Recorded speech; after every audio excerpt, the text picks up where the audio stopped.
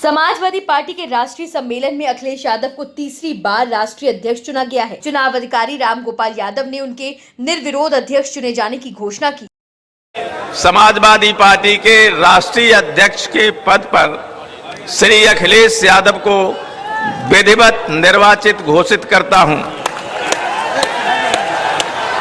बहुत बहुत बधाई। बहुत बधाई। वहीं राम गोपाल ने कहा कि अखिलेश के नाम का प्रस्ताव माता प्रसाद पांडे, आलम बदी समेत 75 नेताओं ने किया। केवल एक ही नामांकन आया, इसलिए अखिलेश यादव को अध्यक्ष चुन लिया गया। अध्यक्ष चुन जाने के बाद अखिलेश यादव ने कहा कि ये पद नहीं, बहुत बड़ी जिम्मेदारी है। इस समय लोकतंत्र खतरे में है। आने वाले 5 साल में समाजवादियों को इतिहास बनाना है। ये सरकार जो बनी है, ये सरकार जनता की बनाई हुई नहीं है। आज भी जब आप सदस्यता करने गए होंगे, जनता के बीच में गए होंगे, तो आपने महसूस किया होगा कि जनता को भी भरोसा नहीं कि सरकार कैसे बन गई। ये सरकार आपकी छीनी है इन्होंने। ये सरकार समाजवादियों की बन गई थी उत्तर प्रदेश में। जिस तरह का जन समर्थन और आपने मेहनत की थी, सरकार आपकी थी, लेकिन सरकार आपकी छीनने का काम अगर किसी ने किया है तो पूरी की पूरी मशीनरी लग करके आपकी सरकार छीन ली। क्योंकि वो जानते थे यूपी की सरकार जाने का मतलब है दिल्ली की सरकार भी चली जाएगी।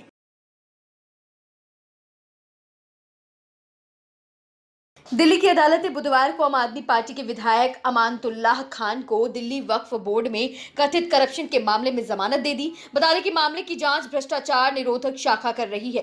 राउज एवेन्यू कोर्ट के विशेष न्यायाधीश विकास ढुल ने मंगलवार को पक्षकारों की दलीलें सुनने के बाद खान की जमानत अर्जी पर आदेश सुनाने के लिए बुधवार की तारीख तय की थी। दरअसल आप विधायक को 16 सितंबर को एसीबी ने गिरफ्तार किया था। इसके बाद उन्हें 4 दिन और 5 दिन की एसीबी कस्टडी में लिया गया था। 26 सितंबर को अमानतुल्लाह खान को 14 दिन की न्यायिक हिरासत पर भेजा गया था। 27 सितंबर को अमानतुल्लाह की जमानत पर दोनों पक्षों की बहस पूरी हुई थी, जिसके बाद 28 सितंबर को कोर्ट ने जमानत दे दी।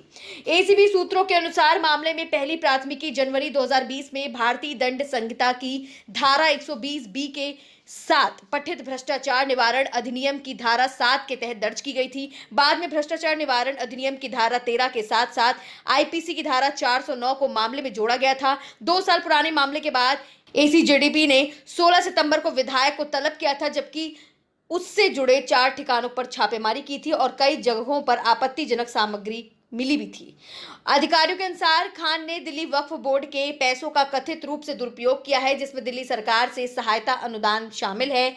4 स्थानों पर एसीबी की छापेमारी के दौरान 24 लाख रुपए नकद बरामद किए गए हैं और 2 अवैध बिना लाइसेंस के हथियार, कारतूस और गोला बारूद भी जब्त किया गया है।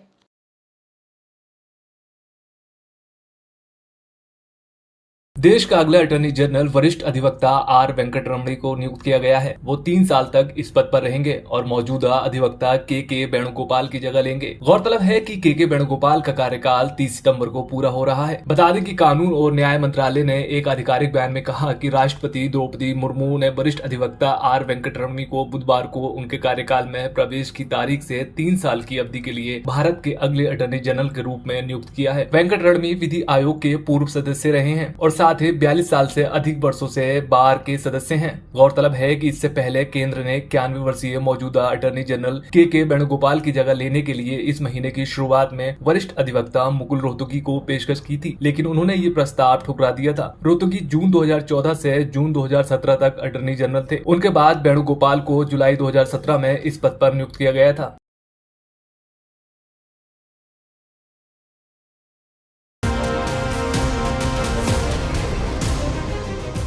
जम्मू कश्मीर के उधमपुर में हुए विस्फोट कांड, जिसमें 2 व्यक्ति घायल हुए थे, राष्ट्रीय जांच एजेंसी यानी एनआईए को सौंपे जाने की संभावना है। सीनियर अधिकारियों ने कहा कि एनआईए अधिकारियों की एक टीम को जम्मू कश्मीर के उधमपुर भेजा गया है। टीम द्वारा स्थानीय पुलिस से विस्फोट के संबंध में सभी दस्तावेजों का प्रभार लेने की संभावना है। दरअसल जम्मू कश्मीर के उधमपुर जिले में बुधवार देर रात एक रहस्यमय विस्फोट में 2 लोग घायल हो गए थे। मामले में पुलिस ने कहा कि डोमिल चौक में खड़ी बस में रहस्यमय विस्फोट में 2 लोग घायल हो गए। इसके बाद ही उन्होंने कहा कि दोनों घायल को अस्पताल में भर्ती कराया गया है। पिछले 24 घंटे के दौरान उधमपुर में यह दूसरा विस्फोट है। रिपोर्ट्स के मुताबिक बस एक पेट्रोल पंप के पास खड़ी थी और विस्फोट के समय खाली थी। विस्फोट इतना जोरदार था कि बस की छत क्षतिग्रस्त हो गई और आसपास के कई वाहनों के शीशे भी क्षतिग्रस्त हो गए। विस्फोट की सूचना मिलने पर बड़ी संख्या में पुलिसकर्मी और बम निरोधक दस्ता मौके पर पहुंच गया। पुलिस ने बताया कि प्राथमिकी दर्ज कर ली गई है और इस घटना की जांच शुरू कर दी गई है।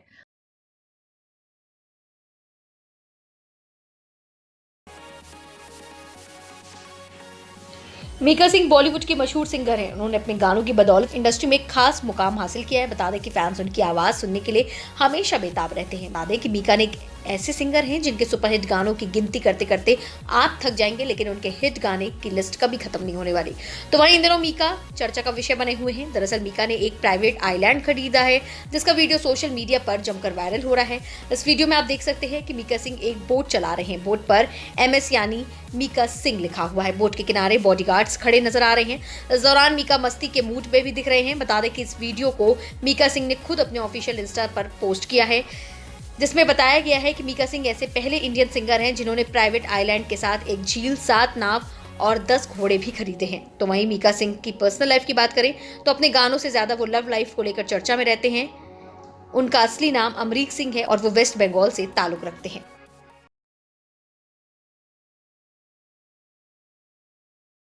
प्रधानमंत्री नरेंद्र मोदी ने सूरत में जनसभा को संबोधित करते हुए कहा कि उन्हें गुजरात का गौरव बढ़ाने का सौभाग्य मिला। 2 दिवसीय दौरे पर गुरुवार को गुजरात गए पीएम मोदी ने इससे पहले सूरत में रोड शो किया। रोड शो के दौरान लोगों में जबरदस्त उत्साह देखने को मिला। इसके बाद पीएम भावनगर जाएंगे। वहां दोपहर करीब 2 बजे 5,200 करोड़ रुपए से अधिक की कई विकास परियोजनाओं का उद्घाटन और शिलान्यास करेंगे। प्रधानमंत्री नरेंद्र मोदी ने सूरत में 3,400 करोड़ से ज्यादा की लागत की विभिन्न विकास परियोजनाओं की आधारशिला रखी। इस दौरान उन्होंने कहा, सूरत शहर लोगों की एकजुटता और जन भागीदारी दोनों का बहुत ही शानदार उदाहरण है। हिंदुस्तान का कोई प्रदेश ऐसा नहीं होगा जिसके लोग सूरत की धरती पर ना रहते हों। सूरत की सबसे बड़ी खासियत यह है कि ये शहर श्रम का सम्मान करने वाला शहर है। रिपोर्ट के मुताबिक प्रधानमंत्री शाम करीब 7 बजे अहमदाबाद के नरेंद्र मोदी स्टेडियम में 36वें राष्ट्रीय खेल का शुभारंभ करेंगे। रात करीब 9 बजे अहमदाबाद के GMDC मैदान में नवरात्रि महोत्सव में शामिल होंगे। रिपोर्ट के मुताबिक 30 सितंबर को सुबह करीब 10:30 बजे प्रधानमंत्री गांधीनगर मुंबई वंदे भारत एक्सप्रेस को गांधीनगर स्टेशन पर हरी झंडी दिखाकर रवाना करेंगे। वहां से ट्रेन में कालापुर रेलवे स्टेशन जाएंगे। सुबह लगभग 11:30 बजे प्रधानमंत्री अहमदाबाद मेट्रो रेल परियोजना को हरी झंडी दिखाएंगे और कालापुर स्टेशन से दूरदर्शन केंद्र के मेट्रो स्टेशन तक मेट्रो रेल से यात्रा करेंगे। दोपहर करीब 12:30 बजे प्रधानमंत्री अहमदाबाद में अहमदाबाद एजुकेशन सोसाइटी में एक सार्वजनिक समारोह में अहमदाबाद मेट्रो परियोजना के पहले चरण का उद्घाटन करेंगे। इसके बाद शाम करीब 5:45 पर प्रधानमंत्री अंबाजी में 7,200 करोड़ रुपए से अधिक की विभिन्न परियोजनाओं का शिलान्यास और लोकार्पण करेंगे। शाम करीब 7 बजे प्रधानमंत्री अंबाजी मंदिर में दर्शन और पूजा करेंगे। इसके बाद शाम करीब 7:45 पर गब्बर तीर्थ में महाआरती में शामिल होंगे। इन विभिन्न विकास परियोजनाओं का शिलान्यास और लोकार्पण विश्व स्तरीय बुनियादी सुविधाएं विकसित करने, शहरी आवागमन की सुविधा बढ़ाने और मल्टी मॉडल कनेक्टिविटी में सुधार को लेकर प्रधानमंत्री की प्रतिबद्धता को दर्शाता है। इससे आम लोगों के जीवन को आसान बनाने में उनकी सरकार द्वारा निरंतर ध्यान केंद्रित किए जाने का भी पता चलता है। Subscribe now and press the bell icon. Never miss an update.